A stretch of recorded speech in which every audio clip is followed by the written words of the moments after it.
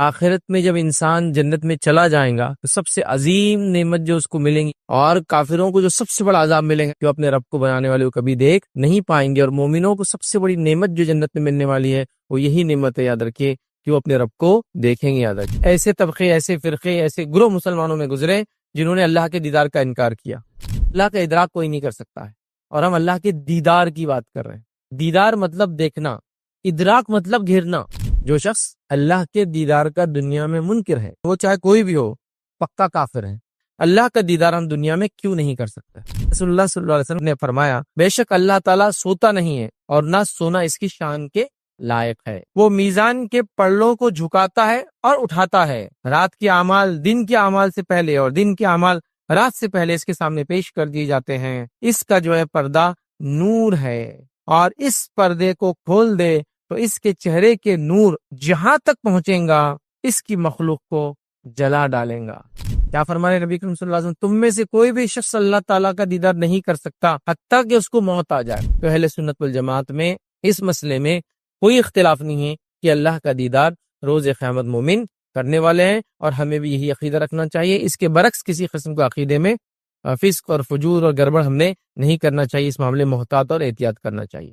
بسم اللہ الرحمن الرحیم، الحمد للہ رب العالمین، والصلاة والسلام علی رسولہ الکریم وعلی آلہ وصحبہ اجمعین۔ رب اشرح لی صدری ویسر لی امری واحلل عقدۃ من لسانی یفقہوا قولی۔ وقال عز وجل فی القرآن المجید، اعوذ باللہ من الشیطان الرجیم، بسم اللہ الرحمن الرحیم، وجوہ یومئذ ناظرہ الی ربها ناظرہ۔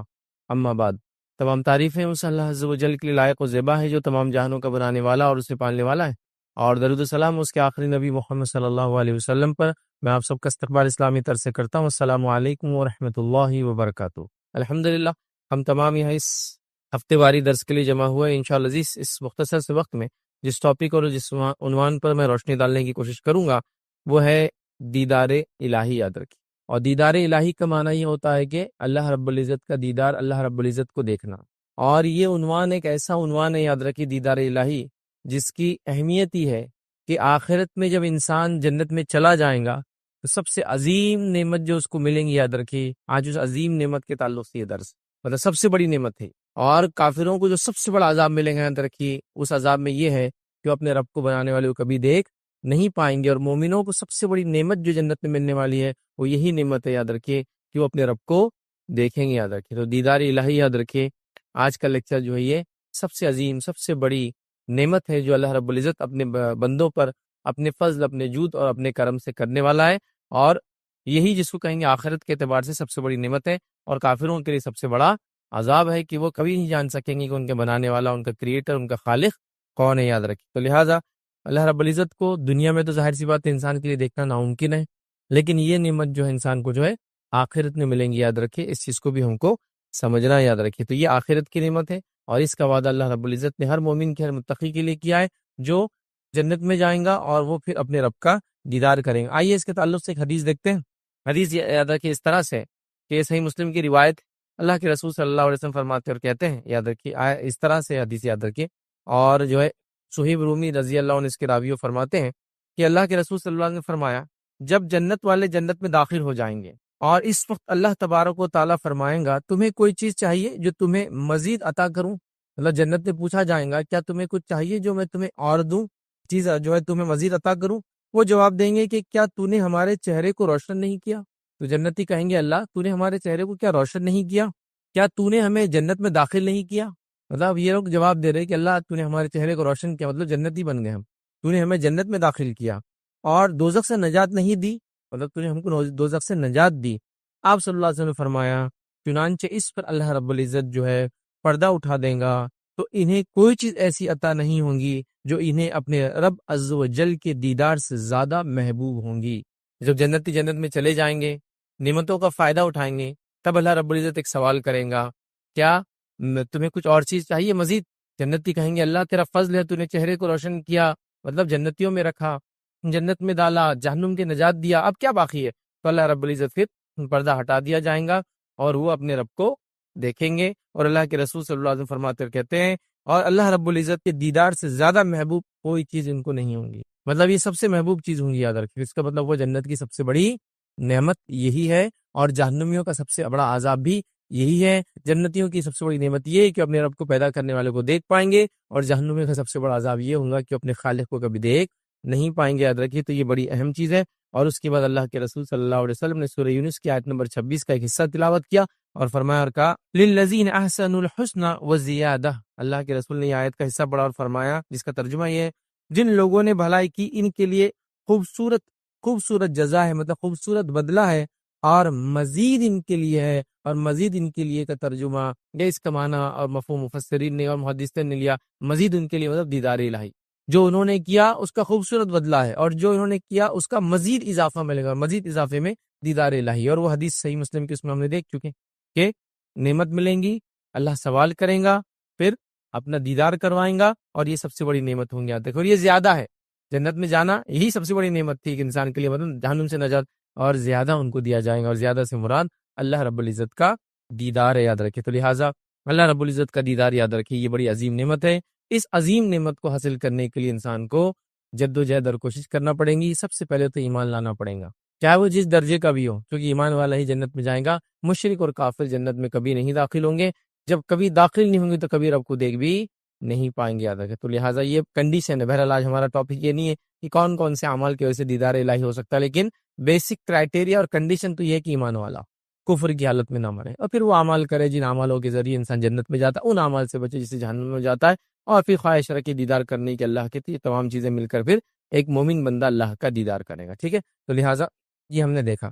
اب آئیے دیدار الہی کے تعلق سے کچھ باتیں ہم دیکھتے ہیں حدیث یا قرآن میں اور سنت میں جو ملتی ہے، اور ساتھ میں جو ہے آج کے ٹاپک کو ہم 2 حصوں میں تبدیل کریں گے یا 2 حصوں میں بانٹیں گے۔ پہلا دیدار الہی کے تعلق سے ہم دیکھیں گے کہ قیامت کے دن اللہ کا دیدار برحق ہے، یہ ہونے والا ہے، اور دوسرا ٹاپک دیکھیں گے کہ دنیا میں اللہ کو ہم کیوں نہیں دیکھ سکتے، یا دنیا میں اللہ کو کیوں کوئی نہیں دیکھ سکا، ٹھیک ہے۔ یہ دونوں باتوں کو ایک ساتھ لیں گے تاکہ ساری کلیریفیکیشن ایک ساتھ ہو جاتی ہے۔ تو آئیے سب سے پہلے دیدار الہی، اللہ کا دیدار حق ہے۔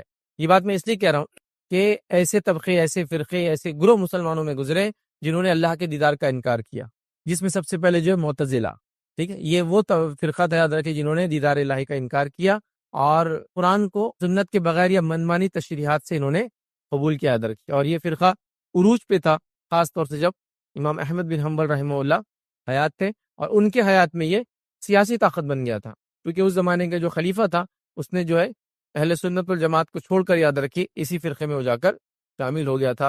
حالانکہ فرقہ اس سے پہلے موجود تھا، لیکن ابھی صرف کتابوں کی شکل میں، تحریری شکل میں، تقریری شکل میں اپنی تحریک کو پھیلا رہے تھے، لیکن ابھی ان کو پولیٹیکل طاقت نہیں ملی تھی، یاد رکھیے۔ اور جب یہ کام تب بھی کر رہے تھے جب امام شافعی موجود تھے، یاد رکھیے۔ امام شافعی رحمہ اللہ نے ان کے خلاف پورا محاذ کھڑا کر دیا تھا، یاد رکھیے، اور ان کے خلاف بات کرتے رہے۔ اسی کے اس میں امام شافعی کو جو ہے نظر بند کر دیا گیا، مطلب جیل میں تو نہیں ڈالا گیا، لیکن ہوتا ہے نا ایک گھر میں لے جا کر رکھ دینا، اور اس گھر سے آپ باہر نہیں نکل سکتے، کیونکہ امام شافعی کر رہے تھے۔ حالانکہ ابھی یہ پولیٹیکلی طاقت میں نہیں آیا تھا یہ فرقہ، ابھی صرف یہ اپنی تحریکوں کو پھیل، لیکن یہ انفلوئنشل ہو چکے تھے، منسٹر لیول تک وغیرہ جا چکے تھے۔ تو لہٰذا امام شافعی کو بھی ان کی تکلیفوں کا سامنا کرنا پڑا۔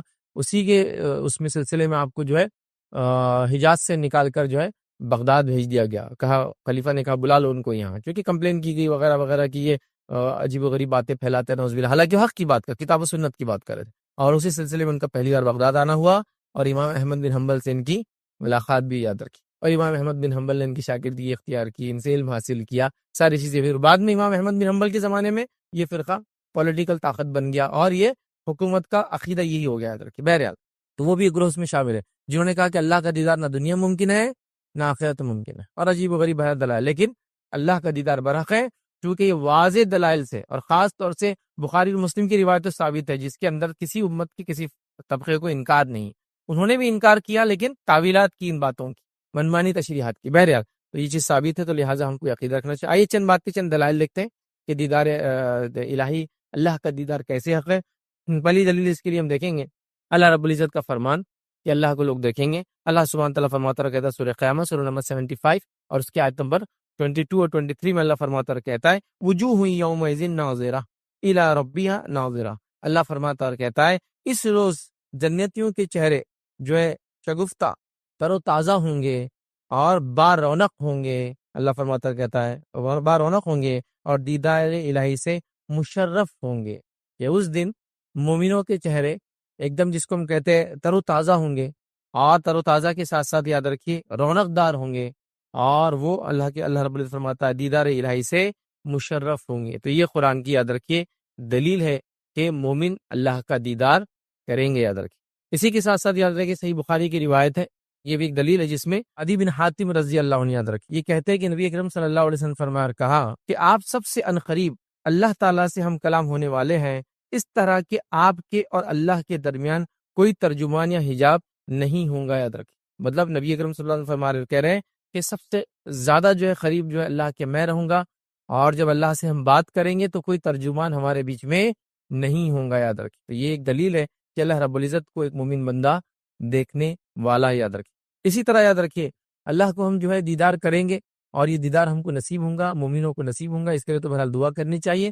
اس کی ایک اور دلیل یہ ہے، یاد رکھیے، جو بخاری کی روایت ہے، صحابہ فرماتے اور کہتے ہیں کہ نبی اکرم صلی اللہ علیہ وسلم نے فرمایا اور کہا کہ ہم نبی اکرم صلی اللہ علیہ وسلم کی مجلس میں جو بیٹھے تھے کہ اچانک آپ نے 14ویں کے چاند کی جانب دیکھا، مطلب شام کا وقت تھا، صحابہ نبی اکرم صلی اللہ علیہ وسلم کے اطراف بیٹھے تھے، اور 14ویں کا چاند، 14 کا جو مون ہوتا ہے آپ دیکھتے ہیں بہت چمکدار ہوتا ہے، اور 14ویں کا چاند اس لیے زیادہ سب سے چمکدار ہوتا ہے کیونکہ یہ سب سے بڑا ہوتا ہے سائز میں، چاند چونکہ 28 دن کی سائیکل میں چلتا ہے، تو 14th ڈے یہ سب سے زیادہ برائٹ ہوتا ہے، اتنا برائٹ کہ آج تو ہم کو یہ چیز کا کچھ علم نہیں، سمجھ میں بھی نہیں آتا، کیونکہ لائٹیں ہونے کی وجہ سے یہ سب ختم ہو گیا، لیکن جس زمانے میں لائٹیں نہیں تھی تو اس وقت تو 14ویں کے چاند کا لوگ انتظار کرتے سفر کرنے کے لیے، کیونکہ پھر رات میں بھی سفر کر سکتے تھے، اتنا روشن ہوتا ہے کہ ایک مطلب آپ چل سکتے، چیزوں کو دیکھ سکتے، مطلب کلیئر نہیں بٹ سب چیزیں آپ کو نظر آ سکتی، اتنا اچھا کلیئر ہوتا ہے ادھر۔ تو لہٰذا 14ویں کا چاند تھا، صحابہ نبی اکرم صلی اللہ علیہ وسلم کے اطراف بیٹھے تھے، تو آپ نے 14ویں کے چاند کی طرف دیکھ کر آپ نے فرمایا آپ اپنے رب کو اسی طرح دیکھیں گے، صحابہ سے کہہ رہے کہ تم اپنے رب کو اسی طرح دیکھو گے جس طرح یہ چاند دیکھ رہے ہو، مطلب تم لوگ اللہ تعالیٰ کو ویسے ہی دیکھو گے جس طرح سے چاند کو دیکھ رہے ہیں، اور رب تعالیٰ کو دیکھنے میں کوئی مشکل نہیں ہوگی، اور اللہ تعالیٰ کو دیکھنے میں تم لوگوں کو کوئی مشکل نہیں ہوں گی۔ اگر آپ نماز عصر اور نماز فجر کو وقت پر ادا کرنے کی استطاعت پاتے ہیں تو ایسا کرتے رہیں، مطلب 14ویں کا چاند ہے، صحابہ موجود ہے، نبی کریم صلی اللہ علیہ وسلم فرما رہے ہیں جس طرح سے تم 14ویں کے چاند کو دیکھتے ہو اسی طرح اپنے رب کو روز قیامت دیکھو گے، اور اس کے لیے جو چیز کرنا ہے وہ ایک بات بھی اس کے اندر آ رہی ہے، کہا اگر نماز عصر نماز فجر کو وقت پر ادا کرنے کی استطاعت پاتے ہو تو ایسا کرتے رہنا۔ دیدار الہی کی بات ہو رہی ہے اور عصر اور فجر کی بات کی جا رہی ہے۔ اس سے علماء لکھتے ہیں کہ عصر اور فجر کی نماز جو پڑھے گا ریگولرلی وہ دیدار الہی کرے گا، یا ایک سبب ہے یہ دیدار الہی کا۔ آپ کو یہ کہیں گا باقی 3 نمازوں کا کیا؟ 5 ہے نا ٹوٹل نماز ہے۔ دیکھیے جو ان 2 کی پابندی کر لے باقی 3 ان کے لیے آسان ہے، جو ان 2 کی پابندی نہیں کر پائے باقی 3 بھی ان کے لیے مشکل ہو جاتی۔ یہ ایک دم بالکل عام بات ہے، کیونکہ ایسی نمازیں یاد رکھیے بڑی مشقت ہوتی ہے۔ فجر کی نماز آدمی رات میں سویا ہے، اٹھنا دل نہیں بولتا ہے۔ عصر کی نماز عموماً لوگ دوپہر میں آرام کرتے ہیں، اس کا جانا جان پہ آتا ہے، اس لیے ان 2 نمازوں کا خاص طور سے تذکرہ کیا گیا، اور عصر کی نماز کے تعلق سے بہت ساری باتیں آتی ہیں، اس طرح فجر کے تعلق سے بہت ساری باتیں آتی ہیں۔ عصر کو صلاۃ وسطیٰ کا بیچ کی نماز کی پابندی قرآن نے حکم دیا کرو، تو لہٰذا اس سے علماء لکھتے ہیں کہ ان 2 نمازوں کی پابندی کرنے والا اللہ کا دیدار کرے گا۔ تو اللہ کا دیدار تم کرو گے کیسے کرو گے؟ جیسے 14ویں کی چاند کو دیکھتے ہو، اس میں کوئی تکلیف و مشقت نہیں، تو ویسے ہی تم اللہ رب العزت کا بھی دیدار کرو گے۔ نبی اکرم صلی اللہ علیہ وسلم نے اس بات کو واضح اس روایت کے اندر کر دیا، یاد رکھیے۔ اب ایک بات یاد رکھیے وہ آتی ہے جو لوگ دلائل کے طور پہ پیش بھی کرتے ہیں، اس بات کو یاد رکھیے، اہل سنت والجماعت میں سے نہیں لیکن دیگر لوگ بھی کرتے ہیں، کبھی کنفیوژن ہوتا ہے قرآن کو جب ہم پڑھتے ہیں تو دیکھیے قرآن کی آیت ہے جو سورہ انعام سورہ نمبر 6 سورہ نمبر 6 آیت نمبر 103 103 اللہ فرماتا اور کہتا ہے لا تدرک الابصار وهو يدرك الابصار وهو اللطیف الخبیر۔ یہ آیت یاد رکھیے بہت سے لوگ پیش بھی کرتے ہیں جو قرآن کو یا سنت کو ایک ساتھ نہیں سمجھتے ہیں، منمانی کر کے سمجھنے کی کوشش کرتے ہیں، تو وہ لوگ یہ آیت پیش کرتے ہیں کہ اللہ فرمان لا تدرک الابصار، کیا ہے اس کا ترجمہ؟ اسے نگاہیں نہیں پاتی اور وہ سب کو نگاہوں کو پاتا ہے، مطلب اللہ کو کوئی نہیں دیکھ سکتا اور وہ سب کو دیکھ رہا ہے، یہ اس کا عام ترجمہ ہے۔ تو وہ لوگ لا کے اس کو پیش کرتے ہیں، لیکن یاد رکھیے یہاں جو بات ہو رہی ہے یہ بات بالکل درست ہے کہ اللہ کا ادراک کوئی نہیں کر سکتا، اور ہم اللہ کے دیدار کی بات کر رہے ہیں۔ دیدار مطلب دیکھنا، ادراک مطلب گھیرنا۔ مطلب کیا ہوا؟ جو ہم بات کر رہے ہیں کہ اللہ کا دیدار ہم کریں گے کیسے؟ جیسے 14ویں کی چاند کو کرتے ہو، ٹھیک ہے، تو 14ویں کی چاند کو ہم دیکھ سکتے ہیں، دیدار کر سکتے ہیں، اس کا ادراک کر سکتے ہیں، اس کو گھیر سکتے ہیں نہیں۔ چاند کتنا بڑا ہے آپ کو بتائے؟ ادراک میں کتنا بڑا ہے وہ آئیں گا، کتنا چوڑا ہے، لیکن ہم وہ سب نہیں دیکھ سکتے، خالی کیا کر سکتے ہیں اس کو یہاں سے زمین پہ سے دیکھ سکتے ہیں، دکھتا تو ہے نا، ادراک نہیں کر سکتے اس کا گھیراؤ کتنا بڑا۔ چاند بہت بڑا ہے، ہم کو تو بالکل اتنا چھوٹا دکھتا ہے، یاد رکھیے، ٹھیک ہے۔ تو لہٰذا یہاں جو ہم بات کر رہے ہیں یاد رکھیے وہ دیدار کی ہے۔ قرآنی آیت بھی جو بات کری کہ اس کو ادراک کوئی نہیں کر سکتا، اور وہ سب کو ادراک کرتا ہے. تو یہ بات بالکل درست ہے. دنیا میں بھی درست ہے کہ اللہ کو ادراک نہیں کر سکتا، اور آخرت میں بھی درست ہے اللہ کا ادراک کوئی نہیں کر سکتا ہے. لیکن دنیا میں اگر اللہ کا دیدار کوئی نہیں کر سکتا، لیکن آخرت میں دیدار کریں گے. ادراک نہ دنیا میں ہوگا نہ آخرت میں ہوگا، لیکن دیدار دنیا میں نہیں ہوگا، مومنوں کو آخر میں ہوگا، صرف یاد رکھیں. تو یہ آیت کو اس معنی میں لے. پھر آگے اللہ وہو اللطیف الخبیر، اور وہ نہایت باریک ہے اور خبر رکھنے والا ہے. تو لہٰذا اگر کوئی یہ دلیل دے کہ بھائی اس سے تو پتہ چل رہا ہے ادراک نہیں ہوگا، تو ہاں ہم بھی بولتے ادراک نہیں ہوگا. کوئی نظر اس کا ادراک نہیں کر سکتی، وہ ساری نظروں کا ادراک کر سکتا ہے، لیکن اس کو دیکھ سکیں گے آخرت میں، ادراک تو نہیں کر سکتے. سورج ہے، ایک روایت میں اللہ کے فرمائے کہ جیسے تم سورج کو دیکھ سکتے ہو دن میں، کوئی تکلیف ہوتی ہے؟ سورج کو دیکھ سکتے آپ، لیکن زیادہ دیر تک نہیں. چاند کو زیادہ دیر تک دیکھ سکتے، لیکن کیا سورج کا ادراک کر سکتے؟ اف کتنا بڑا ہے وہ، ہماری دنیا سے کتنا بڑا ہے، کئی ہزاروں دنیا اس میں سما سکتی ہے نا. تو ہم دیکھ سکتے لیکن ادراک نہیں کر سکتے اس کا. تو لہٰذا یہاں ادراک کی بات ہو رہی ہے، اور ہم بات کریں دیدار کی، تو دیدار تو آخرت میں ہوں گا، لیکن ادراک تو وہاں بھی نہیں کر پائیں گے، ہے نا. جیسے چاند کو ہم یہاں سے دیکھ سکتے ہیں کتنا بڑا ہے، کتنا چوڑا ہے، حقیقی روشنی ہو تو اس پہ جا کے پتہ چلیں گے، وہ کبھی نہیں کر سکتے. ٹھیک ہے، تو اس بات کو بھی ہم کو سمجھنے کی ضرورت ہے. تو کوئی اگر یہ دلیل دے تو اس کو ہم اس طرح سے سمجھتے ہیں، یاد رکھیں. اسی طرح صحیح بخاری کی روایت ہے، اس میں اللہ کے رسول صلی اللہ علیہ وسلم نے دیدار کے بارے میں بیان کیا، فرمایا آپ اپنے رب کو جو ہے روبرو دیکھو گے. صحابہ سے کہا کہ تم اپنے رب کو روبرو سمجھتے ہیں. اور روبرو کی جب بات آتی ہے، یاد رکھیے، تو آمنے سامنے ہونا ضروری ہوتا ہے. اور آمنے سامنے روبرو اس کو بولتے ہیں جو دکھتا ہے، ورنہ کیا بولتے ہیں؟ پردہ پوش، پردے کے پیچھے سے. روبرو کب بولیں گے؟ جب میں آپ کو دیکھ سکتا ہوں اور آپ مجھے دیکھ سکتے ہو. جیسے کسی نے پوچھا آپ فلاں کی جگہ گئے تھے کہاں، انہوں نے بات کی کہ آپ سے روبرو کی، آپ بولے کہ نہیں وہ تو پردے کے عالم میں تھے، نہیں دیوار کی وجہ سے کیے، نہیں فون پہ کیے، نہیں میسج بھیجے تھے.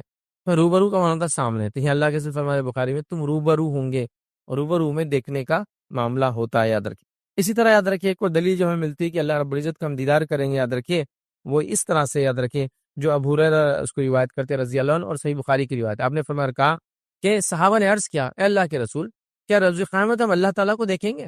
اب ظاہر سی بات ہے صحابہ کے سوال جو دیکھیں گے کس معنی میں ہوں گا؟ دل کی آنکھوں سے دیکھیں گے، محسوس کریں گے. دیکھیں گے سے مراد یہ ہے کہ محسوس تو یہاں بھی کریں نا اللہ کی خشیت، ڈر وغیرہ سب، لیکن دیکھیں گے کیا ہم دیکھیں گے؟ فرمایا اگر مطلع صاف ہو تو کیا آپ سورج کو دیکھ سکتے ہیں؟ مطلب اگر ابر نہ ہو تو کیا تم لوگ سورج کو دیکھ سکتے ہو اور اس میں کوئی دقت محسوس کرتے ہو؟ صحابہ نے عرض کیا نہیں. پھر نبی اکرم صلی اللہ علیہ وسلم نے فرمایا کہ اگر مطلع صاف ہو، مطلب بادل وغیرہ نہ ہو آسمان میں، تو کیا تم 14ویں کی رات میں چاند کو دیکھ سکتے ہو؟ صحابہ نے کہا بغیر مشقت کہ ہاں بالکل ہم دیکھ سکتے ہیں، بغیر مشقت دیکھ سکتے ہیں. تو رسول اکرم صلی اللہ علیہ وسلم نے فرمایا کہ آپ اللہ کو بھی روز قیامت اسی طرح دیکھو گے. تو تم لوگ اللہ تعالیٰ کو بھی روز قیامت اسی طرح دیکھو گے، ادراک نہیں کر پائیں گے لیکن دیدار ہوں گا، یاد رکھیے.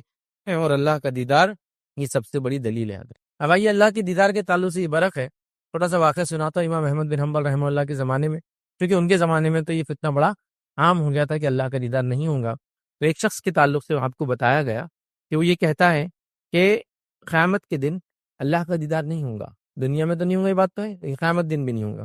تو امام احمد بن حنبل اس کو جواب دیتے اور کہتے ہیں جو قیامت کے اللہ کے دیدار کا منکر ہو، وہ چاہے کوئی بھی ہو، پکا کافر ہے. جو شخص اللہ کے دیدار کا دنیا میں منکر ہے، کیا فرمانا، چاہے کوئی بھی ہو.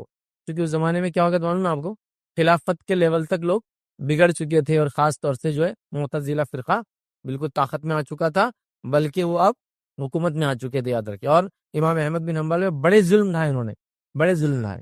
اتنا کی روایتوں میں آتا ہے کہ آپ کو قید میں ڈال دیا گیا، اور پبلکلی اتنے کوڑے مارے جاتے لا کر آخر میں. لیکن پبلک پریشر آیا، لوگوں نے دیکھا اور برداشت نہیں کر پائے، تھوڑی آواز اٹھا لی، عوام کہیں باغی نہ ہو جائے، تو بہرحال آپ کو چھوڑ دیا گیا، لیکن آپ پہ کڑی نظر رکھی جاتی تھی.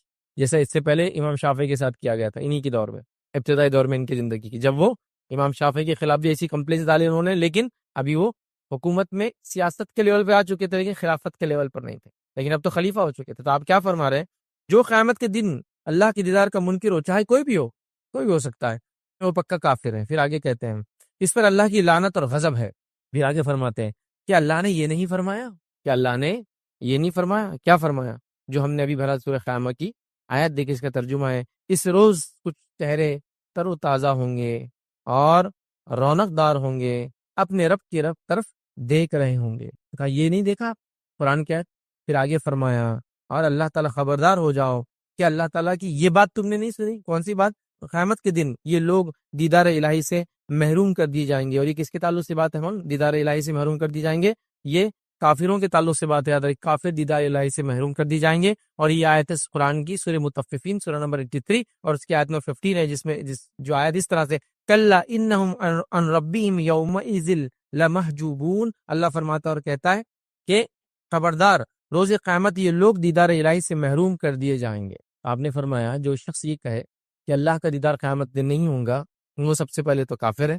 پھر فرمایا اللہ کی لعنت اس پہ ہو، اللہ کا غضب اس پہ ہو۔ کیا اس نے یہ نہیں پڑھا کہ اللہ کو وہ لوگ دیکھیں گے مومن لوگ؟ اور کیا اس نے یہ نہیں پڑھا کہ کافر اللہ کا دیدار نہیں کر پائیں گے؟ قرآن کی آیت، تو کافر اللہ کا دیدار نہیں کریں گے، مومن اللہ کا دیدار کریں گے، تو آپ نے ایسے شخص کو کافر قرار دیا ہے۔ تو لہٰذا دیدار الہی حق ہے اور یہ بہت عظیم نعمت ہے، یاد رکھیے۔ آئیے آگے بڑھتے ہیں، اسی طرح ایک اور واقعہ آتا ہے، یاد رکھیے، واقعے کو بھی دیکھتے ہیں۔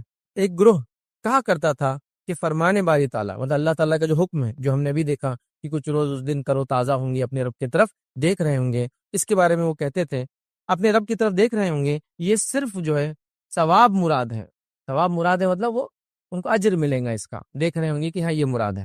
میں نے امام مالک رحمۃ اللہ علیہ کو فرماتے ہوئے سنا، اب یہ کہہ رہے کچھ لوگوں کا یہ عقیدہ، لیکن امام مالک کیا کہتے تھے وہ ریپیٹ کرے۔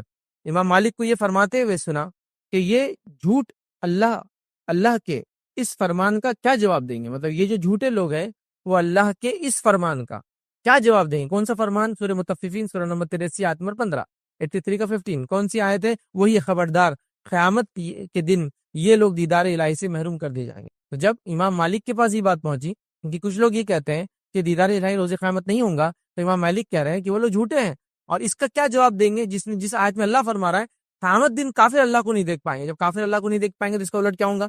مومن اللہ کو دیکھ پائیں گے۔ ٹھیک ہے، تو آپ نے بھی یہ دلیل رکھی، اور یہ وہی دلیل ہے جو امام احمد بن حنبل نے بھی یاد رکھی، اپنے دور میں رکھی۔ تو اہل سنت والجماعت میں اس مسئلے میں کوئی اختلاف نہیں ہے کہ اللہ کا دیدار روز قیامت مومن کرنے والے ہیں، اور ہمیں بھی یہی عقیدہ رکھنا چاہیے۔ اس کے برعکس کسی قسم کو عقیدے میں فسق اور فجور اور گڑبڑ ہم نے نہیں کرنا چاہیے، اس معاملے میں محتاط اور احتیاط کرنا چاہیے۔ تو یہ ہمارا فرسٹ پارٹ تھا کہ دیدار الہی برحق ہے۔ اب آئیے سیکنڈ پارٹ کی طرف بڑھتے ہیں، اللہ کا دیدار ہم دنیا میں کیوں نہیں کر سکتے، کہ کیا وجوہات ہے کہ اللہ کا دیدار ہم دنیا میں نہیں کر سکتے۔ ٹھیک ہے، تو اس کے تعلق سے کچھ باتیں دیکھتے ہیں کہ ہم دنیا میں اللہ کا دیدار کیوں نہیں کر سکتے۔ یاد رکھیں، دیکھیے دنیا میں اللہ کا دیدار سیدھے دیکھنا جس طرح سے قیامت دن دیکھیں گے شخصی طور سے، یہ ممکن نہیں، لیکن اگر مانوی طور سے خواب کے اعتبار سے لیا جائے تو ایک الگ بات ہے۔ جیسے اللہ کے رسول صلی اللہ علیہ وسلم کی وہی حدیث بڑی مشہور ہے، تم اللہ کی بات ایسے کرو جیسے کہ اللہ کو دیکھ رہے ہو، ہے نا، احسان اس کو بولتے ہیں۔ وہ حدیث جبرائیل ایمان، اسلام اور احسان جس میں، اور اگر ایسا نہیں سمجھتے ہو، مطلب ایسا نہیں کر سکتے ہو، تو یہ جان لو اللہ تمہیں دیکھ رہا ہے، تو یہ مانوی طور سے ہوا، مطلب ایسی خالص عبادت اللہ کے لیے کہ اللہ کو میں دیکھ رہا ہوں جیسے، ورنہ یہ جان لے کہ اللہ میں دیکھ رہا ہے، یہ ہو گیا۔ خواب کی طور پہ ہو سکتا ہے، نبی اکرم صلی اللہ علیہ وسلم نے خواب دیکھا، آپ نے روایت فرمایا کہ کل رات میں نے خواب میں اپنے رب کو دیکھا، تو اللہ تعالیٰ کو اللہ کے رسول صلی اللہ علیہ وسلم نے خواب میں دیکھا، اور میرے رب نے میرے سینے کو چھوا، اور میں نے اپنے رب کی انگلیوں کی ٹھنڈک اپنے سینے پر محسوس کی۔ اس سے پتہ چلا خواب میں اللہ کو اللہ کے رسول صلی اللہ علیہ وسلم دیکھا، تو خواب کا معاملہ ہو، دنیا میں نہیں دیکھ سکتا کوئی۔ دوسرا پتہ چلا کہ اللہ رب العزت کے انگلیاں ہیں، اور اس کی ٹھنڈک جو ہے اللہ کے رسول فرمایا میں نے اپنے سینے پر جب اور اپنے ہاتھ رکھا تو میں نے اس کو محسوس کی۔ لیکن کیا ہمارے ایسی 5 انگلیاں ہیں؟ ہم نہیں جانتے۔ حدیث میں یہ بات تو ہے کہ اللہ تعالیٰ کو 2 ہاتھ ہیں، دونوں ہاتھ لیکن سیدھے ہیں، کیسے ہم نہیں جانتے۔ قرآن میں خود اللہ نے فرمایا کہ اے شیطان تو نے آدم کے سامنے سجدہ کیوں نہیں کیا جس کو میں نے اپنے دونوں ہاتھ سے بنایا؟ تو اللہ کو 2 ہاتھ ہیں، حدیث میں آتا دونوں رائٹ ہینڈ ہیں، یہاں انگلیوں کا تذکرہ آ گیا ہے نا۔ تو بہرحال تو یہ خواب اور معنی کے اعتبار سے، لیکن حقیقی طور سے یاد رکھیں دنیا میں اللہ کو کوئی نہیں دیکھ سکتا ہے، آخرت میں ہم لوگ جو ہے دیکھیں گے لیکن ادراک نہیں کر پائیں گے، لیکن دیدار ضرور اللہ رب العزت کا ہونے والا ہے، یاد رکھیں مومنوں کا۔ اب دنیا میں کیوں نہیں دیکھ پائیں گے، اسی کچھ وجوہات میں آپ کے سامنے رکھتا ہوں یا کچھ باتیں رکھتا ہوں۔ سب سے پہلی چیز تو یاد رکھیں اللہ کے نبی موسیٰ علیہ السلام یہ وہ برگزیدہ نبی یاد رکھیں جن کو اللہ تعالیٰ نے جو وحی دی اس کے اندر کسی فرشتے کو نہیں بھیجا، آپ کو سیدھے وحی دی جاتی تھی اور آپ نے آ کر بنی اسرائیل کے سامنے سیدھے اپنی بات رکھی۔ تو موسیٰ علیہ السلام سے اللہ نے سیدھے کلام کیا، جس سے آپ کا لقب پڑا کلیم اللہ، اللہ نے جن سے ڈائریکٹ کلام کیا۔ ٹھیک ہے، اللہ رب العزت قرآن فرماتا کہتا ہے سورہ قصص آیت نمبر 30 میں اللہ فرماتا کہتا ہے پھر جب وہ وہاں پہنچا تو وادی کے داہنے کنارے سے برکت والے خطے میں درخت سے پکارا گیا، اے موسیٰ میں ہی اللہ ہوں اور تمام مخلوقات کا میں ہی حاجت روا ہوں۔ تو اللہ رب العزت موسیٰ علیہ السلام کو بلایا، موسیٰ علیہ السلام گئے، ٹھیک ہے، اس کے بعد موسیٰ علیہ السلام سے اللہ نے کلام کیا، کلام کیسے کیا کہ ایک جگہ بلایا گیا، ایک جھاڑ کے پیچھے سے آواز آئی، لیکن موسیٰ علیہ السلام تب بھی اللہ رب العزت کو دیکھا نہیں، چونکہ ممکن نہیں تھا۔ آج اللہ فرماتا اور کہتا ہے، اور جب کتاب تورات دینے کے لیے اللہ رب العزت نے موسیٰ علیہ السلام کو بلایا تو موسیٰ علیہ السلام نے کیا کہا؟ ربی ارینی انظر الیک۔ موسیٰ علیہ السلام گئے اللہ کے پاس اور کہا، اے میرے رب مجھے اپنے آپ کو دکھا دے، میں تجھ کو دیکھوں۔ پہلے جب آپ کو نبوت ملی، جب اللہ کو دیکھا نہیں آپ نے، لیکن بعد میں وقتاً فوقتاً اللہ سے آپ کی بات ہوتے رہی۔ اب جب توریت لینے آپ گئے تو آپ نے ایک خواہش رکھی، اے اللہ میں تجھے دیکھنا چاہتا ہوں، ٹھیک ہے۔ اور موسیٰ علیہ السلام ہی وہ نبی ہے جو یہ کہہ سکتے تھے، وجہ یہ ڈائریکٹ اللہ سے بات کر رہے تھے، تو خواہش تو ہوں گی نا، جس سے میں ڈائریکٹ بات کر رہا ہوں اس کو دیکھو، تو آپ نے اظہار کر دیا۔ اللہ رب العزت نے فرمایا، کہا اللہ تعالیٰ نے فرمایا، تم مجھ کو ہرگز نہیں دیکھ سکتے، البتہ پہاڑ کی طرف دیکھو، اگر وہ اپنی جگہ پر قائم ہو جائے، رہ جائے تو تم مجھ کو بھی دیکھ سکو گے۔ پھر جب ان کے رب نے پہاڑ پر اپنی تجلی ڈالی تو اس کو ریزہ ریزہ ہی پہاڑ ہو گیا، اور موسیٰ علیہ السلام بے ہوش ہو کر گر پڑے۔ جب موسیٰ علیہ السلام کو خواہش ہوئی کہ میں اللہ کو دیکھوں، توریت لینے جا رہا ہوں، اللہ نے کہا ٹھیک ہے، پہلے اس پہاڑ کو دیکھو، اگر اس پہاڑ کو تم دیکھ پائے، مطلب اللہ کی تجلی جب اس پہ پڑیں گی، اس سے جو روشنی، چونکہ اللہ نور ہے، پڑیں گی، اگر تم اس کو دیکھ پائے، اس حالت کو، تو تم مجھے دیکھ پاؤ۔ جب اللہ کی تجلی اس پہاڑ پر پڑی، پہاڑ ریزہ ریزہ ہو گیا، ذرات میں تبدیل ہو کے اڑ گیا۔ موسیٰ علیہ السلام اس حالت کو دیکھ کر، اس روشنی کو دیکھ کر، اس نور کو دیکھ کر بے ہوشی کی کیفیت میں، ابھی اللہ کو نہیں دیکھا، صرف ابھی وہ روشنی نور ہے اللہ کے آگے آتا ہے، اس کے نتیجے میں پہاڑ ریزہ ریزہ ہو گیا، موسیٰ علیہ السلام بے ہوش ہو گئے۔ پھر جب اٹھے تو اللہ سے معافی مانگ لی کہ اللہ میرے سے غلطی ہوئی کہ میں نے ایسی چیز کا ڈیمانڈ کیا۔ پھر جب آپ کو ہوش آیا تو آپ نے فرمایا، تو پاک ہے، میں تیری طرف توبہ کیا کرتا ہوں، اور میں سب سے پہلے اس حقیقت پر ایمان لانے والا ہوں، ٹھیک ہے، مطلب اللہ کو کوئی دیکھ نہیں سکتا، میں اس حقیقت پر سب سے پہلے ایمان لانے والا ہوں۔ تو یہاں موسیٰ علیہ السلام نے پھر توبہ کی کہ اللہ سے ایک ڈیمانڈ کیا، لیکن وہ صحیح نہیں تھا، یاد رکھیں۔ اسی طرح یاد رکھیں، بنی اسرائیل نے کھلا موسیٰ علیہ السلام کو کہا، جب تک ہم اللہ کو دیکھیں گے نہیں، ہم توریت کو توریت نہیں مانیں گے۔ تو اللہ نے پھٹکار لگائی ہوں، یہ دنیا میں یہ نہیں ہو سکتا۔ کیا دیکھیں قرآن میں اللہ رب العزت نے کیا فرمایا، سورہ بقرہ کی آیت ہے، اور جب تم نے کہا اے موسیٰ ہم تمہارا یقین نہیں کریں گے جب تک ہم اللہ کو سامنے نہ دیکھ لیں، تو تم کو بجلی نے پکڑ لیا اور تم دیکھ رہے تھے، پھر اللہ نے سزا دی، ان سزا کے مستحق بنے، دنیا میں ڈیمانڈ کرنے کے نتیجے میں بجلی آئی، بجلی کی سزا ملی، ہلاک ہو گئے، کیونکہ اللہ کو دیکھنا تو موسیٰ علیہ السلام کے لیے پاسبل نہیں تھا، یہ ڈیمانڈ کر دی خواہ ہم کو دیکھنا ہے، تو اللہ نے ان کو سزا دیا۔ تو دنیا میں کوئی دیکھ نہیں سکتا، ایسی خواہش رکھنا بھی درست نہیں ہے۔ موسیٰ علیہ السلام نے کی، توبہ کرنا پڑا، قوم نے کی، سزا بھگتنا پڑا، تو ہم کو اس سے پتہ چلا دیدار الہی دنیا میں پاسبل نہیں ہے، یاد رکھیے، ٹھیک ہے۔ اسی طرح جو ہے صحابہ میں سے ایک صحابی سے روایت کرتے ہوئے خبر دی کہ آپ صلی اللہ علیہ وسلم نے فرمایا، اس بات کو اچھی طرح جان لو کہ تم میں سے کوئی بھی اپنے رب کو نہیں دیکھ سکیں گا حتیٰ کہ اسے موت آ جائے۔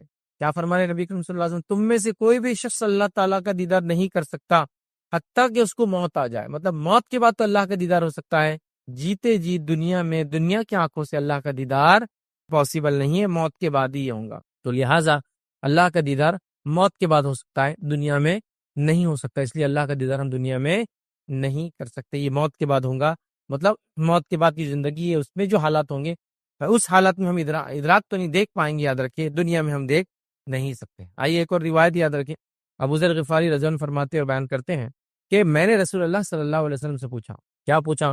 کہ آپ نے اپنے رب کو دیکھا ہے؟ کیا آپ نے اپنے رب کو دیکھا ہے؟ مطلب معراج میں آپ گئے تھے، تو کیا آپ نے اپنے رب کو دیکھا ہے؟ تو جواب دیا اللہ کے رسول صلی اللہ علیہ وسلم نے، وہ نور ہے، میں اسے کہاں دیکھوں، مطلب وہ روشنی نور ہے، میں اسے کہاں دیکھوں، مطلب میں اسے کیسے دیکھ سکتا ہوں؟ تو نبی اکرم صلی اللہ علیہ وسلم دنیا سے گئے تھے، آسمانوں کا سفر کیا معراج میں، واپس آئے، لیکن ابھی حدیث میں کیا ہے، جب تک کہ موت نہ آ جائے کوئی دیکھ نہیں سکتا ہے، تو وہ مرحلے سے چونکہ کوئی گزرا نہیں ہے تو ظاہر سی بات ہے وہ دیکھ نہیں سکتا ہے۔ تو اللہ کے رسول صلی اللہ علیہ وسلم نے معراج میں اللہ کو نہیں دیکھا، جس کو دیکھا جو بات ہوتی ہے قرآن میں سورہ نجم میں جو بات ہے، یاد رکھیں لوگ اسی دلیل لے سکتے ہیں، سورہ نجم میں وہ بات ہے کہ اللہ کے رسول نے جو دیکھا وہ جبرائیل علیہ السلام کو اپنی اصلی حالت میں دیکھنے کا تذکرہ ہے، یاد رکھیں اللہ تعالیٰ کو نہیں یاد رکھیں، ٹھیک ہے، اللہ کے بہت قریب تھے آپ، ایک یا ڈیڑھ کمان کے فاصلے پہ تھے، لیکن اللہ کو دیکھا نہیں، جس کو دیکھنے کا تذکرہ ہے وہ جبرائیل علیہ السلام کو اصلی حالت میں جبرائیل علیہ السلام کو اللہ کے رسول نے 2 بار دیکھا ہے۔ پہلی بار کب دیکھا؟ جب وہی لے کے آئے ہو غفا کے باہر، آپ جب گئے تو آپ نے دیکھا جبرائیل علیہ السلام کیسے تھے، جبرائیل علیہ السلام زمین سے آسمان تک سب بھر گیا تھا، اور آپ کے پر تھے، اور پروں میں سے جو ہے ہیرے اور موتی جھڑ کر نیچے گر رہے تھے، اور حدیث میں آتا ہے کہ آپ کو 600 پر ہے، 600 یاد رکھیں، تو فرشتوں کو پر بھی ہوتے یاد رکھیں، تو جبرائیل علیہ السلام کو 600، مطلب نہیں مختلف فرشتوں کو مختلف پر ہوتے ہوں گے، لیکن جبرائیل علیہ السلام کو تو 600 پر یاد رکھیں، ٹھیک ہے۔ اور جسامت کے اعتبار سے ایسے کہ زمین و آسمان میں سب کچھ بھر گیا. اب آپ پہاڑ پہ کھڑے تو آپ کتنا دیکھ سکتے ہو ہورائزن، سب بھر گیا تھا آپ کے، اتنا میسو آپ کا سائز ہے. بہرحال تو یہاں جو آپ نے فرمایا میں کیسے دیکھ سکتا ہوں، وہ تو نور ہے. اسی طرح ابو موسیٰ اشعری رضی اللہ عنہ روایت کرتے ہیں کہ انہوں نے کہا کہ رسول اللہ صلی اللہ علیہ وسلم ہمارے درمیان کھڑے ہوئے تھے اور 5 باتوں پر مشتمل خطبہ دے رہے تھے. وہ فرما رہے ہیں کہ اللہ کے رسول صلی اللہ علیہ وسلم میں کھڑے تھے اور 5 باتوں پر مشتمل ایک خطبہ دے رہے تھے، خطاب کر رہے تھے. کیا خطاب کیا آپ نے؟ تو آپ نے یہ خطاب کیا، حدیث میں الفاظ، بے شک اللہ تعالیٰ سوتا نہیں ہے اور نہ سونا اس کی شان کے لائق ہے. اللہ تعالیٰ سوتا نہیں ہے، یہ خطبے میں آپ بیان کر رہے تھے. وہ میزان کے پلڑوں کو جھکاتا ہے اور اٹھاتا ہے. وہ میزان کے پلڑوں کو جھکاتا ہے اور اٹھاتا ہے، مطلب انسان عمل کرے گا تو جھکتے اور اٹھاتا ہے. تو جھکاتا اٹھاتا ہے سے مراد کیا ہوگا؟ وہ انسانوں کو توفیق دیتا ہے کہ اچھا عمل کرے، اسے پلڑے بھاری ہو جاتے ہیں. اٹھاتا ہے اور جھکاتا ہے، یہ اس کا معنی ہوا. رات کے اعمال دن کے اعمال سے پہلے اور دن کے اعمال رات سے پہلے اس کے سامنے پیش کر دیے جاتے ہیں. اس کا جو ہے پردہ نور ہے، اس کا پردہ نور ہے، اور اس پردے کو کھول دے تو اس کے چہرے کے نور جہاں تک پہنچیں گا اس کی مخلوق کو جلا ڈالیں گا. اس لیے اللہ کا دیدار دنیا میں نہیں کر سکتا کہ اللہ کا نور جہاں تک پہنچیں گا، مخلوقات جہاں تک دیکھ پائیں گی وہاں تک سب چیز جل جائیں گی. جس کی مثال وہ پہاڑ ہے جو موسیٰ علیہ الصلوۃ والسلام کے واقعے میں جل گیا تھا. اب اس پہاڑ کے تعلق سے تھوڑا سا ایک بات بتا دوں آپ کو کہ بہت سے لوگ یہ ان کا کہنا اور ماننا ہے کہ وہ جو پہاڑ جو جلا تھا اسی سے کیا بنا معلوم آپ کو؟ سورما. یہ بہت کامن ہے کہ وہ پہاڑ جل گیا تھا تو اس سے کھول بنا، سورما بنا جو ہم آنکھوں میں لگاتے. تو اللہ تعالیٰ کو دنیا میں کیوں نہیں دیکھ سکتے ہم لوگ؟ اس لیے کہ اللہ تعالیٰ جہاں تک مخلوق دیکھ پائیں گی سب جل جائیں گی. کیا فرمایا آپ نے؟ اور اگر اللہ پردہ کھول دے تو اس کے چہرے کے نور، اس کا چہرے کے نور جہاں تک اس کی نگاہیں پہنچیں گی اس کی مخلوقات جل جائیں گی. تو جہاں تک اللہ کی نگاہ پہنچیں گی اس کی مخلوق جل جائیں گی. اس لیے اللہ کا ایک پردہ ہے، دنیا میں کوئی نہیں دیکھ سکتا ہے. نہ موسیٰ علیہ السلام نے دیکھا، نہ نبی اکرم صلی اللہ علیہ وسلم نے دیکھا، نہ کسی اور نے کبھی اللہ تعالیٰ کو دیکھا. ٹھیک ہے، مومن آخرت میں ہی یہ کام کر پائے. اب آئیے ایک وجہ پتہ چل گئی ہم کو، موت ضروری ہے دیدار کے لیے. دوسری وجہ پتہ چل گئی موت کے ساتھ ساتھ ابھی دنیا میں اس لیے نہیں دیکھ سکتے کہ اللہ کی نظر جہاں تک جائیں گی چیزیں ہلاک اور برباد ہو جائیں گی، ختم ہو جائیں گی. اسی طرح ادھر کے مسروق رحمۃ اللہ علیہ فرماتے اور کہتے ہیں کہ میں نے عائشہ رضی اللہ عنہا سے عرض کیا، امی جان کہ کیا محمد صلی اللہ علیہ وسلم نے شب معراج میں اللہ کو دیکھا تھا؟ عائشہ رضی اللہ عنہا ہے اور یہ ظاہر سے تو امت کی ماں ہے، وہ سوال کر رہے ہیں. تو ماں عائشہ جواب دے رہی ہے، فرما رہی ہے تم نے ایسی بات کہہ دی ہے جس سے میرے جسم کے رونگٹے کھڑے ہو گئے. تم نے ایسی بات کر دی آج میرے سامنے کہ میرے جسم کے رونگٹے کھڑے ہو گئے ہیں. کیا تم ان 3 باتوں سے بے خبر ہو؟ جو شخص بھی تم سے یہ 3 باتیں بیان کرے وہ جھوٹا ہے. خیر وہ 3 باتیں لیں گے ہم، ایک بات ہمارا جو اصل وہ لیں گے، اور وہ یہ ہے کہ جو شخص یہ کہے کہ محمد صلی اللہ علیہ وسلم نے اپنے رب کو دیکھا معراج میں، وہ جھوٹا ہے. کون فرما رہا ہے؟ ماں عائشہ فرما رہی. کون ہے یہ؟ نبی اکرم صلی اللہ علیہ وسلم بیوی ہے، اور بیوی سے تو ہسبینڈ شوہر اپنا کوئی راز نہیں چھپاتا. مطلب اتنی بڑی چیز اگر دیکھی ہوں گی تو بیان کر دی جائیں گی. چھپانے والی تو چیز نہیں ہے نا، یہ تو بتانے والی چیز ہے کہ اپنے رب کو میں نے دیکھا، عائشہ میں گیا تھا سفر میں. اور ایسے بہت سارے واقعات میں جس میں بتایا گیا اللہ تعالیٰ نے فلاں کیا، تم سے فلاں کیا، اللہ تم سے محبت کرتا، اللہ تم کو فلاں کرتا ہے. جیسے کہ مائی خدیجہ کو نبی کرم صلی اللہ علیہ وسلم فرمایا جب آپ کے گھر میں اللہ کے رسول تشریف فرما تھے اور جبرائیل علیہ السلام آپ کے پاس آئے اور آ کر وحی دی. اس کے بعد جبرائیل علیہ السلام نے اللہ کے رسول کو کچھ باتیں کہی. اللہ کے رسول نے خدیجہ سے کہا خدیجہ جبرائیل آئے ہیں اور وہ تم کو سلام کرتے ہیں، ٹھیک، اور ساتھ میں انہوں نے تمہارے لیے اللہ رب العزت کا سلام لے کر آئے. تو خدیجہ جو ہے وہ ہوگی ایک دم، اور خوش بھی ہوگی، ظاہر سی بات ہے، مطلب خوشی اور غم جیسا ہوتا ہے نا، رونا جس آدمی کے ویسی ہوگی کیفیت. اور جبرائیل علیہ السلام کو تو آپ نے جواب دے دیا اور کہا اللہ کے سلام کا میں کیا جواب دوں، اللہ خود سلام ہے.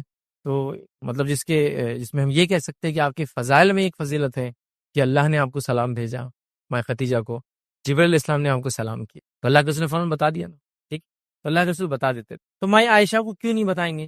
ایک تو بیوی ہے اور عام خاتون بھی نہیں ہے، بہت تجسس تھا، آپ کو معلومات لینے کی بہت خواہش تھی کہ آپ نے کیا کیا، کب کیا، کیسے کیا، یہ سب پوچھتی تھی بار بار. تو کہا جس نے یہ کہا کہ اللہ کے رسول صلی اللہ علیہ وسلم نے اللہ تعالیٰ کو معراج میں دیکھا ہے اس نے جھوٹ کہا. تو لہٰذا اللہ کے رسول میں نہیں دیکھا اور موسیٰ علیہ السلام نے نہیں دیکھا، موت اس کے لیے ضروری ہے اور دنیا کی آنکھوں سے ہم دیکھ نہیں سکتے ہیں. اللہ کا پردہ ہٹ جائے تو ساری مخلوق اس کے ہلاک ہو جائیں گی. تو یہ باتیں ہمارے سامنے آ گئی ادر کے لحاظ ہم دیکھ نہیں سکتے. اس کے بعد ماں عائشہ نے یہ آیت پڑھی لا تدرک الابصار وهو يدرك الابصار، جو ہم نے آیت پہلے دیکھی تھی کہ اسے نگاہیں نہیں پا سکتی لیکن وہ نگاہوں کا احاطہ کیے ہوئے ہے. ٹھیک ہے، پھر اس کے بعد یہ آیت آپ نے تلاوت کی اور فرمایا سورہ شورى کی آیت، سورہ شورى 42 آیت نمبر 51 فرمائی تلاوت کی. کسی بشر کے لیے لائق نہیں ہے کہ اللہ تعالیٰ اس سے کلام کرے، ٹھیک، نہ اس سے کلام کرے مگر وحی کے ذریعے اور پردے کی آڑ سے یا اپنا فرشتہ بھیج دیں. کیسے؟ وحی کے ذریعے. تو اللہ کے رسول نے جو ہاں ملی آپ کو وحی ملی نا معراج میں، وحی کے ذریعے بات بولی گئی، سنی گئی، دیکھا نہیں گیا کسی. یا پھر فرمایا پردے کی آڑ سے، اور اللہ تعالیٰ جب نے رسول کو بھیج دیا. تو یہ تین وحی کے جن تین طریقوں سے وحی بھیج جاتی ہے، تینوں طریقے اس کے اندر ہے، اس آیت کے اندر. ایک دل میں بات ڈالنا، ایک پردے کی آڑ سے وحی دینا، اور ایک فرشتے کو بھیجنا ہے. تو یہاں آپ نے فرمایا نہیں پردے کی آڑ سے، جو وحی ملی پردے کی آڑ سے ملی.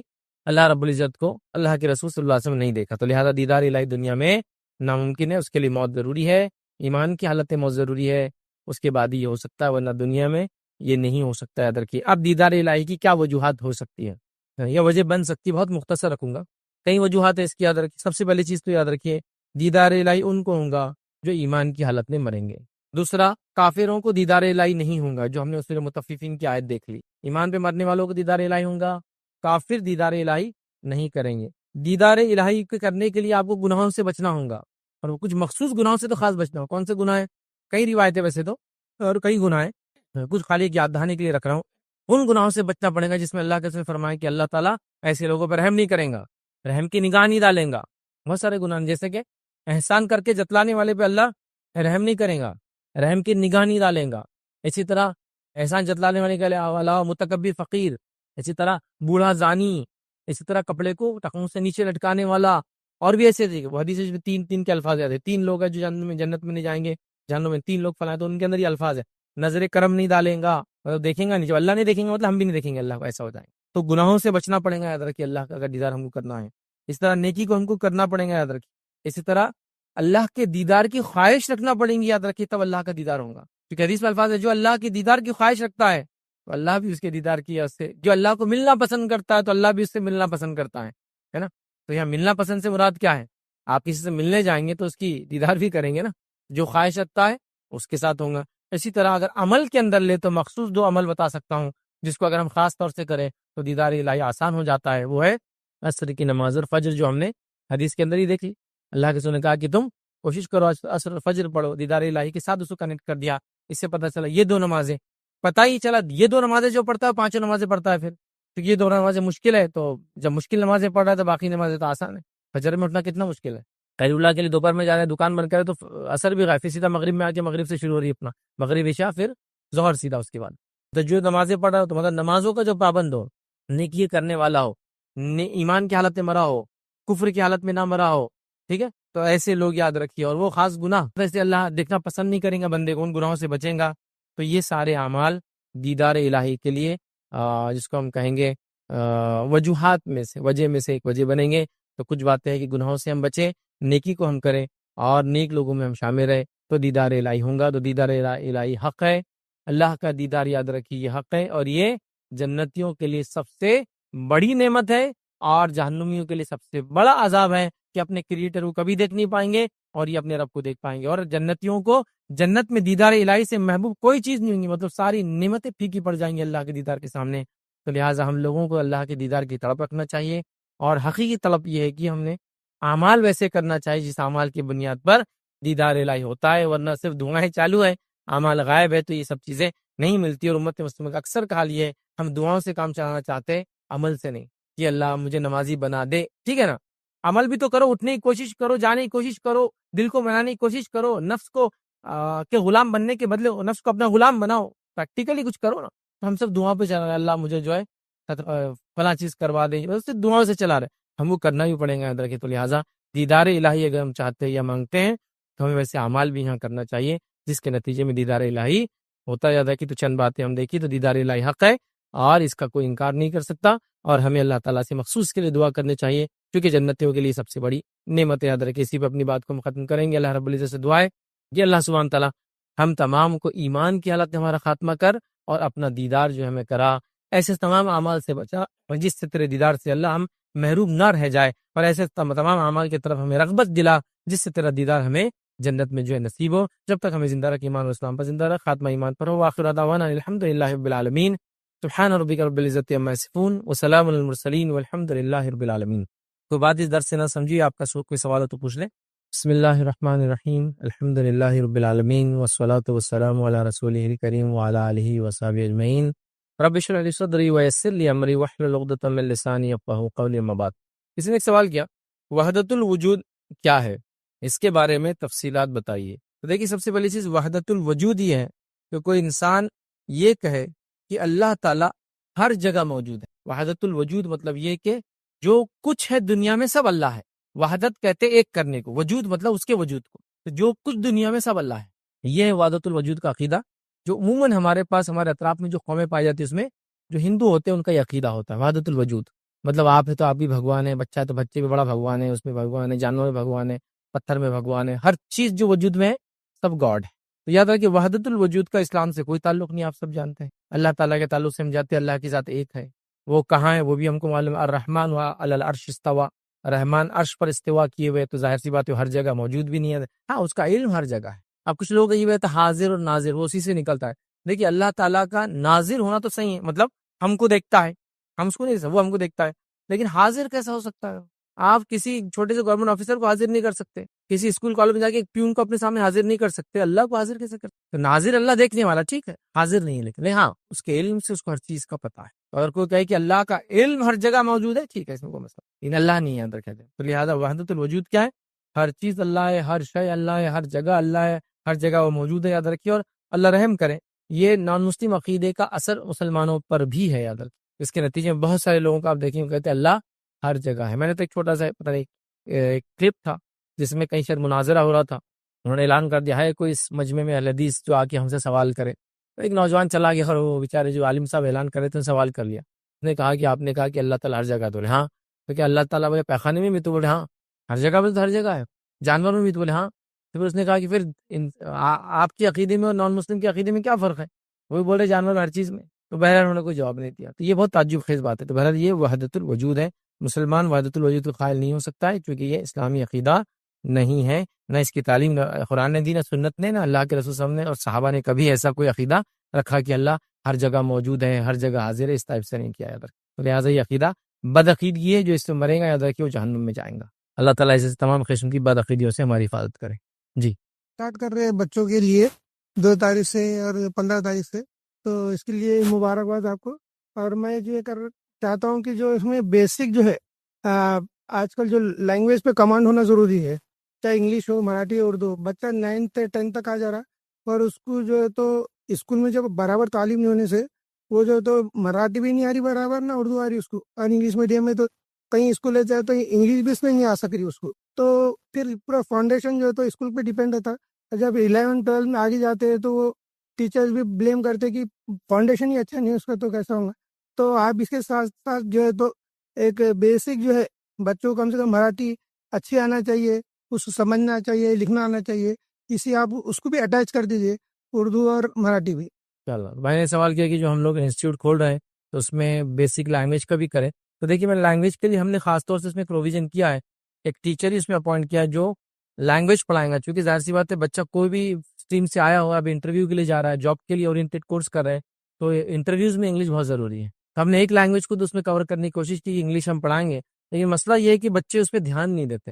دیکھیے آپ کتنا بھی آپ میں علم ہو، لیکن جب تک آپ ایکسپریس نہیں کر پائیں گے، چلیے لکھ کر نہیں، لیکن کم از کم انٹرویوز میں تو کیا ہو رہا ہے، آپ کے پاس میں جاب کے لیے آ رہا ہوں تو آپ تو سوال کریں گے نا مجھ سے، اب سوال انگلش میں ہو رہا ہے، جواب آپ دے نہیں پائیں گے، تو کیا ہوتا ہے آپ کا کتنا بھی بڑا مشکل ہوتا ہے۔ ہاں کوئی وہ سائنسداں لیول کے انسان ہے تو لوگ اس کو پھر کاؤنٹ نہیں کرتے، ریسرچر ایک بہت بڑا تو لوگ بولتے ہیں خاموشی رہتا تو لوگ ان کے پیچھے رہتے، لیکن عام آدمی کا تو حال ایسا نہیں کہ اس کے پیچھے کمپنی پڑی رہیں گی نا، ایسا پاسبل نہیں ہوتا۔ تو لہٰذا ہم نے اس کو بھی کیا ہے، اور آپ نے جس طرف اشارہ کیا ہے کہ بچے مطلب اسکول میں پڑھ رہے لیکن پڑھتے نہیں ہے، تو اس کو ہم لوگ جنرلی کہتے ہیں BMR بولتے ہیں ہم اس کو، بیسک میں روڑا، ٹھیک ہے، مطلب بنیاد میں روڑا رہتا ہے ان کے، وہ آگے کچھ کر ہی نہیں پاتے، مطلب basic science, basic math, basic مطلب لینگویج نہیں آتی۔ تو بہرحال اس کورس کے اندر ہم نے خاص وہ کیا ہے، بلکہ اتنا بھی پروویژن کیا کہ اگر کوئی بچہ خواہش مند ہے تو 3 مہینے کا انگلش کا کورس فری پڑھ سکتا ہے، اگر بس انٹرویو کے لیے مطلب ریڈی کرنے کے لیے، اس کے انٹرویو ریڈی جس کو بولیں گے ہم بنانا چاہ رہے بچوں کو، تو لینگویج آنا ضروری ہے۔ تو اردو ہم نے انگلش کا تو کر لیا ہے، دوسرے لینگویجز کے تعلق سے ہو سکتا ہے حالات بنے تو ہم انشاءاللہ اس کو بھی انٹروڈیوس کریں، بٹ یہ لینگویج کو تو ابھی انگلش کے طور پہ ہم نے اس میں کیا ہے۔ اور گزارش کروں گا جو پیرنٹس سن رہے ہیں، بچوں کو کچھ نہ ہو سکے تو کم سے کم ایک لینگویج میں تو مہارت حاصل کروائیے، نہ وہ اردو بول پاتا ہے دھڑکی، نہ انگلش اس کو بولنا آتی ہے، اور مراٹھی کا تو بہت برا حال ہے مسلمان بچوں کا، ٹھیک ہے۔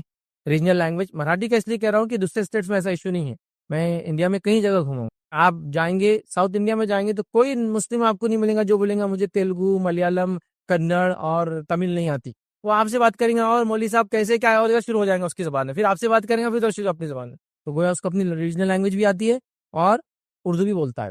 آپ کرناٹک میں جائیں گے تو آپ پریشان ہو جائیں گے. کرناٹک ایک بہت ہلی اسٹیٹ ہے، معلوم، پورا پہاڑی علاقہ ہے. اور پہاڑی علاقوں کی خصوصیت کیا ہوتی ہے؟ اسکیٹرڈ پاپولیشن ہوتی ہے، تھوڑی تھوڑی آبادیاں الگ الگ مقامات پہ رہتی ہے. اور جہاں بھی پہاڑی علاقے ہوتے ہیں ملٹیپل لینگویجز بولی جاتی ہیں، ہر درہ اپنی لینگویج یاد کرتا ہے. تو آپ کرناٹک جائیں گے تو اتنے ملٹیپل لینگوال ان کو پائیں گے کہ آپ بولیں گے اتنی زبانیں کیسے بول لیتے ہو. مطلب ابھی ادھر بات کر رہا تو آپ پوچھیں گے یہ تو کچھ الگ ہی دکھ رہا تھا، جیسے مراٹھی اور عربی دکھ رہی ہے تو بولیں گے نوائتی بول رہا تھا میں. ادھر بات کریں گے تو آپ بولیں گے اس میں بھی تھوڑا سنسکرت دکھ رہی ہے تو بولیں گے میں کنڑ بات کر رہا. کنڑ میں سنسکرت کے بہت سارے ورڈز آتے ہیں. پیچھے کسی سے بات کریں گے آپ بولیں گے یہ کون سی زبان ہے تو بولیں گے تورو بول رہا تھا میں. فلاں جگہ یہ کیا کر رہا تھا بولیں گے بیری بول رہا تھا میں. اور ساؤتھ کرناٹک کے اگر لوگ ہیں تو ملیالم بھی بولتے ہیں. آپ اپنے سے اگر کوئی مینگلور گیا ہوں گا تو ایسا کوئی آپ نے شہر دنیا میں دیکھا جہاں اتنی زبان ایک ساتھ لوگ بولتے ہیں. عربی بولنے والے لوگ ملیں گے ایک دم فلوئنٹلی، کنڑ بولنے والے لوگ فلوئنٹلی ملیں گے، بیری، تولو، اس کے بعد آپ کی نویتی اور ملیالم. اور خود میں بھی ہوتے ہیں، یہ مسجد میں ملیالم خطبہ چالو، اس میں بیری میں خطبہ، اس میں تولو میں خطبہ، اس میں اردو میں خطبہ، اس میں انگلش میں خطبہ ہے. تو 5-7 زبانیں تو ایسے گھر میں ایسی چل رہی ہیں ان کی. کیونکہ جو سامان بیچنے لوگ پہاڑی علاقوں سے آتے ہیں وہ تولو بولتے ہیں، ان کو کنڑ برابر نہیں آتی. تو انہوں نے سبزی خریدنا ہے تو تولو سیکھے ہوئے. تو اتنی لینگویج، تعجب ہوتا ماں اتنی زبانوں میں بچوں سے کوآرڈینیٹ کری پڑے. تو یہ ہے. لیکن مہاراشٹر کا معاملہ تھوڑا الگ ہے. آپ گجرات بھی چلے جاؤ تو مسلمان گجراتی بولتا وہاں کا. آپ ایم پی چلے جاؤ تو مسلمان ہندی بولیں گا. مطلب آپ ہندی سمجھتے ہیں نا، مطلب اردو والے نہیں کیسے ہیں، اب جناب والا نہیں چلتا ہو، وہ ہندی والا بالکل آپ دیکھیں گے. وہ ہاں جب مطلب درس تدریس خطبہ ہے تو اردو میں رہے گا، لیکن ہندی بولتے ہیں، بہت بہت اچھی ہندی بولتے ہیں. آپ اڑیسہ چل جائیے اڑیا بولتے ہیں مسلمان وہاں کے. آسام چل جائیے آسامیز بولتے ہیں. بنگال چل جائیے بنگالی بولتے ہیں. یہ مسئلہ صرف یہاں کا ہے. راجستھان چل جائیے تو مارواڑی بولیں گے. راجستھانی مسلمان آپ دیکھیے اکثر مارواڑی بولیں گے، یا وہاں کی جو بھی زبان ہے. مسئلہ ہم لوگوں کا ذرا سینٹرل مہاراشٹر کا بہت خطرناک ہے. ہم لوگ ریجنل لینگویج نہیں جانتے کہیں بھی. مطلب آپ جتنا بھی جو حیدرآباد اسٹیٹ کا پارٹ تھا نا وہاں تو بالکل نہیں بولی جاتی. تو ہم لوگوں کا بڑا مسئلہ ہے. ایسا نہیں ہونا چاہیے. تو لینگویج بہت ضروری ہے. علاقائی زبانیں آنا چاہیے آپ کو، ہونا چاہیے. اگر ویسے ترتیب میں تو سب سے پہلے آپ کو عربی سیکھنا چاہیے. آپ نے عربی نہیں آتی تو اردو کم از کم سیکھنا چاہیے. اس کے بعد انٹرنیشنل لینگویج انگلش سیکھنا چاہیے. لوکل لینگویج مراٹھی آپ کو آنا چاہیے. ایک ریجنل لینگویج، ایک انٹرنیشنل، جو ہے ایک اللہ کی کتاب کی لینگویج. اتنا ہونا چاہیے. اگر اتنے لینگویج 2-3 تو ہونا ہی چاہیے. بہرحال انشاءاللہ کوشش کریں گے کہ اردو وغیرہ کو، مراٹھی کو بھی اس میں انٹروڈیوس کیا جائے. کسی نے ایک سوال کیا کہ کیا ہم جنات کو کبھی دیکھ سکتے ہیں، ان کا باڈی شیپ کیسا ہے؟ دیکھیے ہم جنات کو دیکھ سکتے نہیں دیکھ سکتے واللہ عالم، مجھے کچھ نہیں پتا. ہاں ہو سکتا ہے جنت میں جانے کے بعد ہم ڈیمانڈ کریں تو دکھا دی جائے، چونکہ وہ کوئی ایسی چیز نہیں جو ہڈن ہو وہاں جانے کے بعد. لیکن ایسی کوئی ٹیکسٹ نہیں ہمارے پاس جہاں یہ بتایا گیا کہ لوگ جائیں گے اور جناتوں کو دیکھیں گے ان کی اصلی شکل صورت ہے. تو مے بی جنت جب چلے جائے، دنیا میں تو نہیں دیکھ سکتے ان کو اصلی شکل میں، یاد رکھیے اللہ نے ہماری نظر سے ان کو اوجھل کر دیا ہے. ہاں وہ جب بھی ہم کو دکھیں گے وہ کوئی شکل لیں گے جس میں ہم اس کو دیکھ سکتے ہیں، لیکن اس کی اصلی شکل نہیں ہوں گی. لیکن آخرت میں ہم ایسا کر سکتے ہیں. مطلب ان دا سینس میں کوئی دلیل میرے پاس کچھ بھی نہیں ہے اس کی. لیکن چونکہ جنت میں آپ نے جو خواہش کریں گا ملیں گا، یہ روایت ہے. تو انسان سوچیں گے اللہ میں دیکھنا چاہتا ہوں جن کیسے تھا، اللہ بتا دیں گے. اللہ تو نے آدم کو پیدا کیا تو مٹی کہاں سے اٹھائی تھی بتاؤں گا، اللہ بتا دیں گا. وہ سینس میں ہو سکتا ہے. جیسے جنت میں انسان کو اولاد نہیں ہوں گی، نکاح ہوں گے لیکن اولاد نہیں ہوں گی. لیکن اگر کوئی سوال کرے، کوئی آدمی چاہے مجھے اولاد ہو تو ہو سکتی ہے. تو جنت میں جو خواہش کریں گے وہ ہو جائیں گا. آپ سمجھ رہے نا؟ جنت میں نکاح ہوں گے لیکن بچے نہیں ہوں گے. لیکن انسان خواہش کروں گا تو ہو سکتا ہے کہ اللہ مجھے اولاد چاہیے، اللہ دے دیں گا اس کو. وہ ایک الگ بات ہے. تو جنوں کو ہو سکتا دیکھیں، تو ان سے کوئی دلیل میرے پاس نہیں ہے کہ کوئی حدیث میں آتا ہے کہ جن انسان جائیں گے پھر وہ کریں گے. بلکہ جنت میں جنوں کے علاوہ اور بھی مخلوقات ہونے والی ہیں، جس کے تعلق سے حدیث میں الفاظ آتے ہیں. صحیح مسلم کی روایت ہے کہ جب جنتی جنت میں چلے جائیں گے، جنت کا ایک بڑا حصہ خالی رہیں گا. تو اللہ تعالیٰ اس کو آکیپائی کرنے کے لیے، اس کے آکیپینٹس کے لیے ایک نئی مخلوق پیدا کریں گا، وہ اس کو آکیپائی کر لیں گے. تو جنت میں آپ جانے کے بعد خواہش کر سکتے ہیں اگر یاد ہو تو سب چیزیں، کیونکہ ہم کو پتہ نہیں ہوا کیا یاد ہوں گا اور کیا نہیں ہوں گا. تو آپ جنوں کو تب دیکھ سکتے ہیں، دنیا میں اس کی اصلی حالت میں ان کو نہیں دیکھ سکتے ہیں. کسی نے سوال کیا محشر میں جب حساب و کتاب ہوگا کیا تب بھی اللہ کا دیدار ہوگا؟ نہیں، محشر میں اللہ کا دیدار نہیں ہوگا. ریزن مین کہ محشر میں سب ہے، مومن ہے، کافر ہے، منافق ہے، سب ہے، نہیں ہوگا. محشر میں بھی جب اللہ کے بارے میں، حاضر ہونے کے بارے میں کچھ باتیں آتی ہیں، جھکنے کی، دیکھنے کے بارے میں نہیں آتی، جھکنے کے بارے میں بات آتی ہے. اس کے بارے میں یہ ہے کہ جب اللہ حکم دے گا جھکنے کا تو لوگ جھک پڑیں گے، مومن جھک پڑیں گے. لیکن منافق جھکنا چاہیں گے لیکن پیٹ ان کی سخت ہو جائیں گے اور کافروں کو ہٹا دیا جائے گا، کیونکہ وہ تو آلریڈی جہنم کے لسٹ میں جا چکے ہیں. منافق اور مومن جمع ہوں گے تو جب جھکنے کا حکم سجدے کا، مومن سجدہ کریں گے، منافق کی پیٹ اللہ کڑک کر دیں گے، جھک نہیں پائیں گا. اس سے پتہ چل جائے گا یہ منافق. تو منافق بھی اب نکل گئے. اللہ نے ان کو ذلیل کرنے کے لیے مومنوں میں لایا پہلے، تاکہ سب مومن دیکھ لے کہ منافق ہے، جھک نہیں سک رہا اللہ کے سامنے. اور دنیا مسلمان رہا نا، دھوکہ دیا تو ہاں اس کا دھوکہ کھولے گا، پھر وہ بھی جہنم میں جائیں گے. لیکن وہاں دیدار نہیں ہے. اللہ کے حاضر حضور ہوں گے لیکن دیدار نہیں ہے وہاں. دیدار جنت میں. حضور ہونا مطلب اللہ ہوں گا, لوگوں کو اس کی ہیبت معلوم ہوں گی لیکن دیکھیں گے نہیں ابھی. ٹھیک ہے, تو بہرحال یہ اس زمانہ ظاہر سے محشر میں بھی اللہ تعالیٰ کا دیدار نہیں ہوں گا, احساس ہوں گا, جھکیں گے مومن, منافق سجدہ نہیں کر پائیں گے, کافر جہنم میں ڈال